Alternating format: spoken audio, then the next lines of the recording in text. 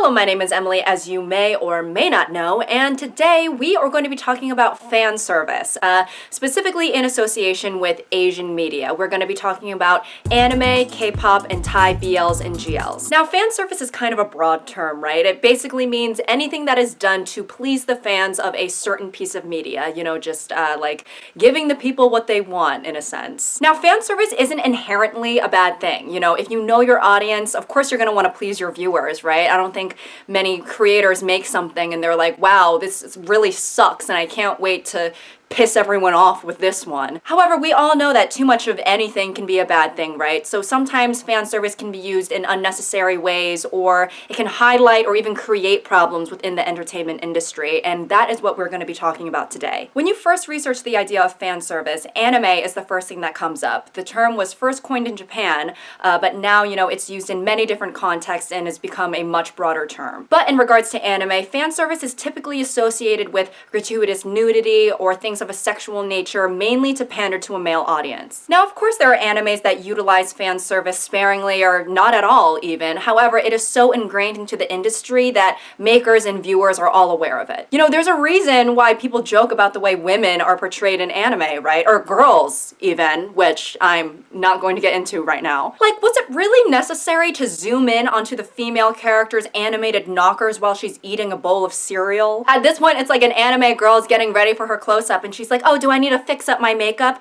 And they're like, oh no, it's not gonna be of your face, but what you can do is powder your cleavage. Like, can't she just get from point A to point B without a 10-second cutaway to her gelatinous honka-hungas bouncing like they're bunnies at an agility competition? And you know, fan service has increased in the era of streaming and Crunchyroll and all that stuff because now people can watch anime in private. Obviously, it's gonna be easier to watch racy anime with boobs and butts galore on your phone late at night in your room rather than, you know, playing it in the family room TV when mom's in the kitchen trying to make oatmeal. And although the general consensus is that fan service can be unnecessary and hinder the viewer's experience, there's some people who love it. They live for it. I mean, there's a reason why it's a phenomenon in the first place. And you know, sometimes you can still have a good storyline alongside a certain degree of fan service, even if you don't care for it. You know, I feel like makers of anime probably strategically make a balance because, you know, you want to appeal to as wide of an audience as possible. Because at the end of the day, sex sells, okay? It sells so fast and so well that even underpaid Amazon workers will not be able to keep up, okay? And I imagine that it will continue to sell like that for the foreseeable future. So I imagine that when anime writers are in the writer's room, fan service is going to continue to come up. Honestly, I feel like we should shorten the entire fight scene. It's taking away from the emotional journey that we initiated in the beginning of the episode. Yeah, we should shorten it. You know, I'm thinking maybe Hinata doesn't drop her weapon in the sewer and continue the fight underground. Yeah. I'm thinking that we could just save that concept for another episode where we can really... Maybe we should include a nip slip.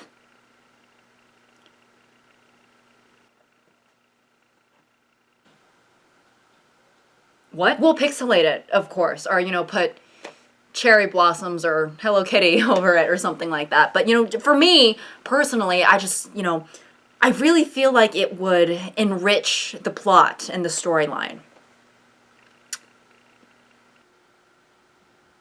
How so? What about just some cleavage? What? Just like an inch or two, okay? Nothing crazy.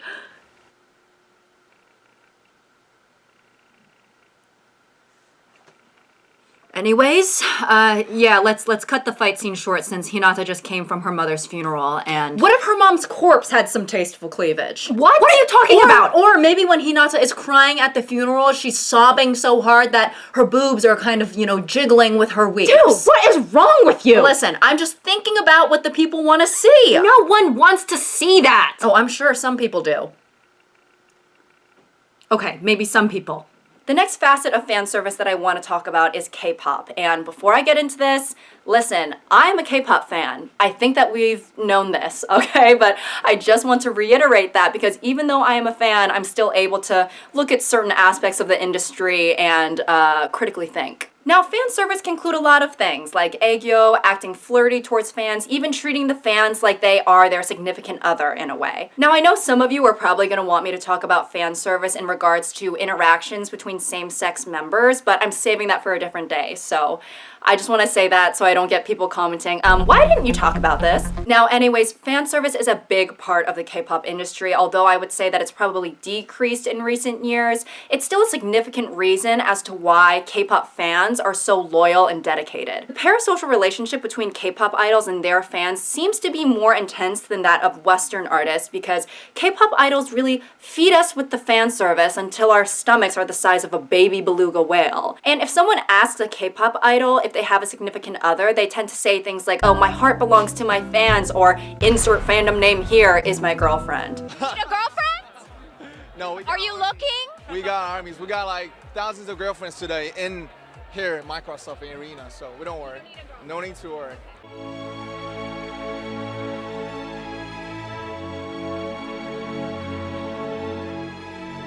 유나 사랑해. 여자친구 해도 돼? 하지만 난 여자야. 하하하. 해도 되죠. I thought our eyes met. I thought we had something. What happened?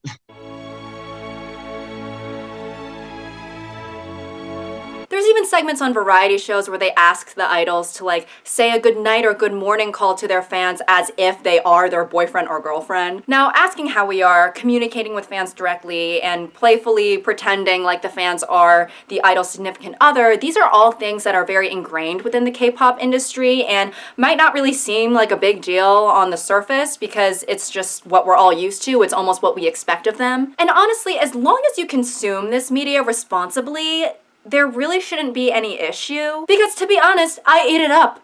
Of course I do. I hear Sana say something like, oh, once is my boyfriend. And I'm like, oh my god. Like, that's me. Like, me?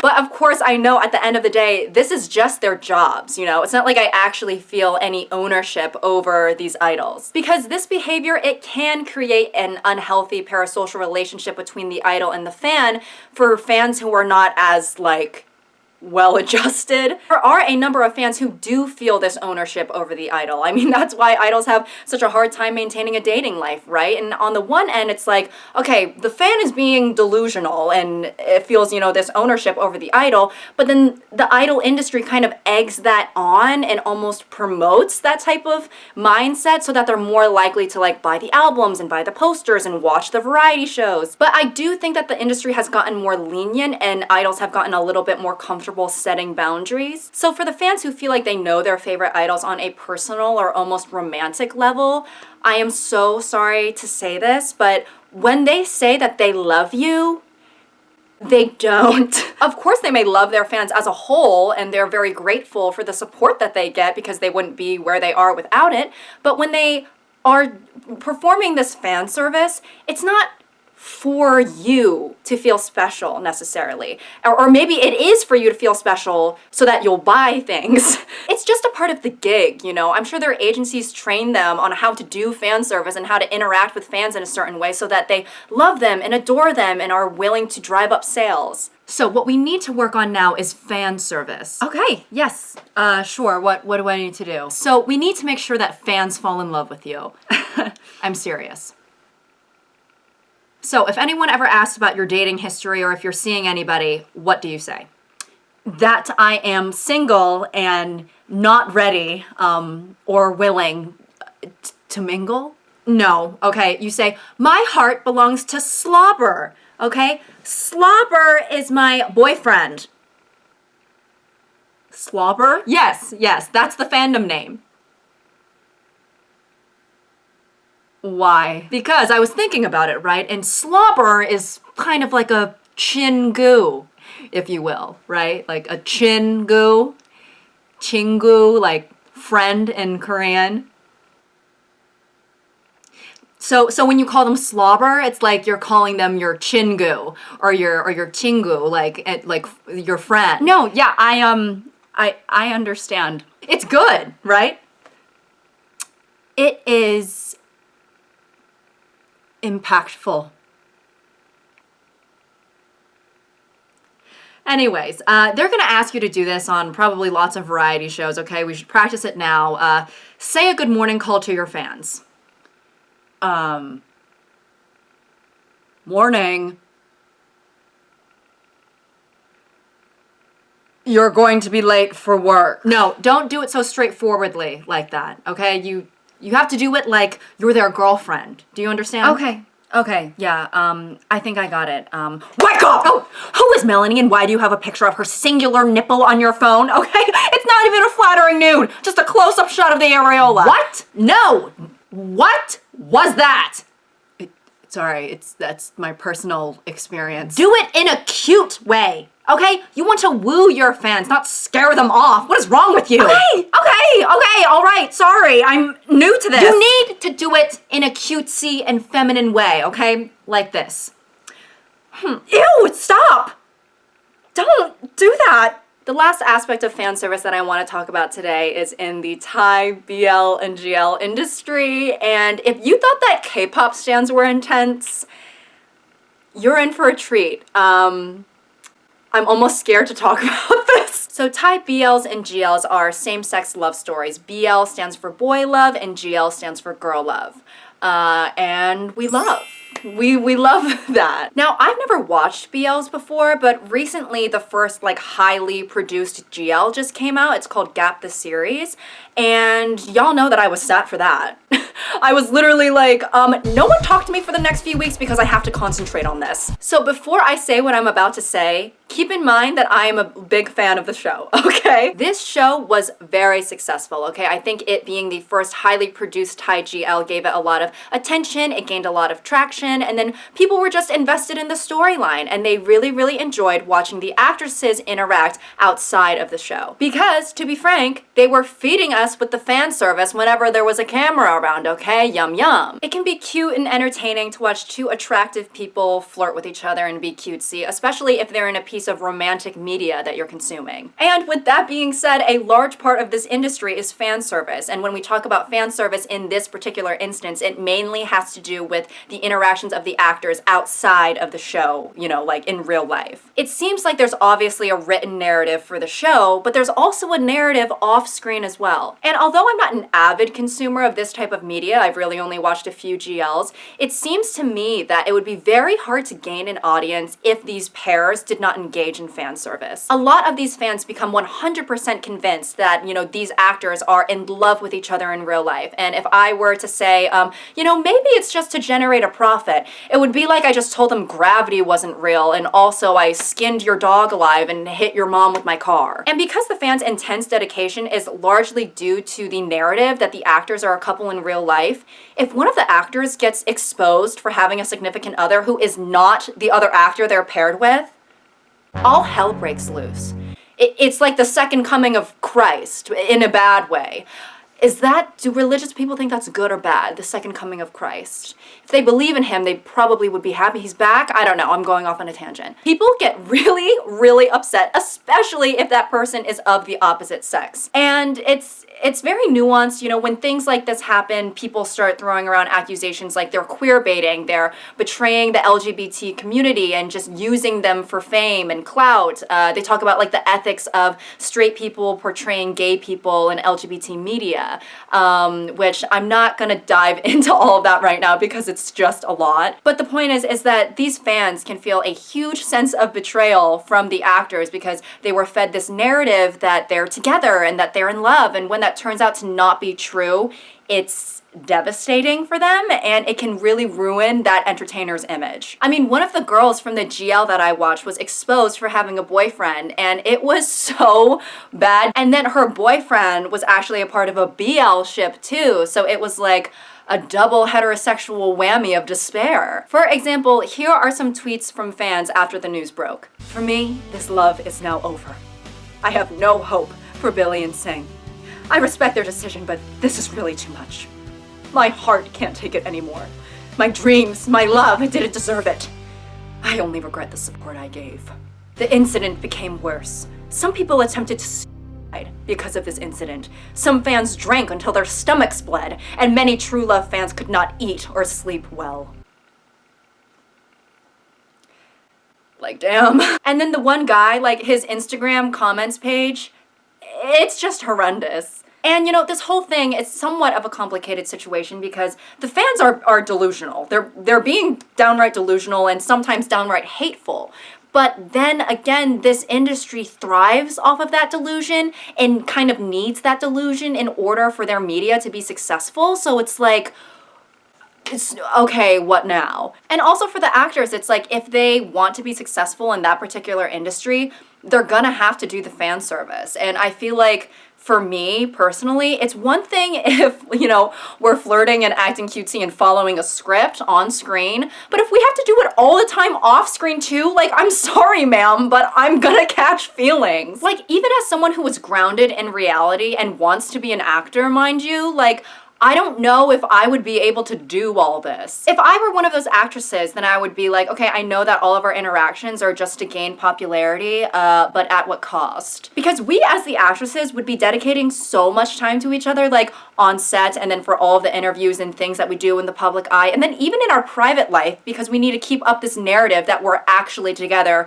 not just when a camera is around. And I'm sure there are some cases where the fans aren't being completely delusional, I think the actors, if they're doing all of this all the time, it's like they have to at least have crushes on each other, some of them. Because acting flirty and romantic all the time, on and off screen, I mean, I just think I wouldn't be able to help myself but have a tiny little crush. So for the love scenes, did you guys feel like you really had to mentally prepare yourselves to be, that intimate on camera? Honestly, I feel like those scenes were actually kind of the easiest. We're so comfortable with each other. I mean, we even kept going after the director said cut. Wow, okay. Yes, that is true. Actually the director had to scream cut several times with the bullhorn, and we just kept making love until there was a small earthquake and a vase hit me on my head. So, yeah. We were both just so into the scene of, kissing each other passionately with tongue and such that we just, it was like the whole world disappeared and we weren't even on set anymore. It was just the two of us. Wow, that's great and suspicious to hear. So the fans are dying to know. I have to ask, what is your guys' relationship status? Are you together? Are you girlfriends? What's going on? We are very close. Very close. Okay, well, thank you guys so much for being here today. And everyone, make sure to tune into My Neighbor, My Lover every Saturday night at 9 p.m. Cut.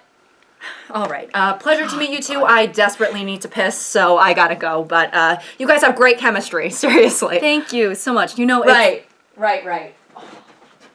Oh. Are you okay? Oh, yeah. It's just my boyfriend. He had to cancel date night tonight because he punched the drywall again and his arm is stuck. Whatever. You have a boyfriend? Yeah. Why? No reason. No reason at all. It's just, he doesn't feel weird about us, flirting all the time off camera and acting like girlfriends 24/7 in public and even sometimes in private. Like in that live stream 2 days ago when you got us matching couple rings and bought me flowers and said that I would be the perfect wife. Or, even like at that fan meeting where a fan proposed to me and then you stepped in between us and you yelled, "She's mine," and then you started barking. Well, that's just fan service. We gotta convince the people that we might be together. It's our job. Yeah, right.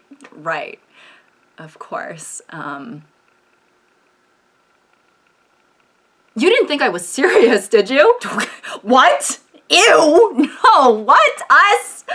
Together, romantically, married, with kids? What? That's disgusting. I've never thought about that in my life. Yeah. No, never. Never! Wow, yeah. No. Oh, never. Yeah, no, that is completely off the table, right? It's like, we're actresses, right? It's showbiz, baby. That's part of the gig. Yeah. It's just to promote the show. You're sure that you're aware of that, right? Of course, girl. What? No, that's what. I would never, ever think that you were interested in me, ew. Right. Right? You know, it's not like we've been flirting incessantly for months or treating each other like we're dating nonstop. And Well, we have. we have. We have. We really have. So that is all I have for you guys today. Thank you so much for watching. I hope you found today's video interesting. And remember, fan service is not necessarily bad. Just consume it responsibly and don't let it alter your perception of reality. But anyways, I hope you all have a great day, and I love you. I love you. I love you. I'm not talking to everyone else. I'm not talking to the rest of my followers. I love you and only you. Understood? Okay. Great. Until next time. Oh my god, I'm gonna throw up.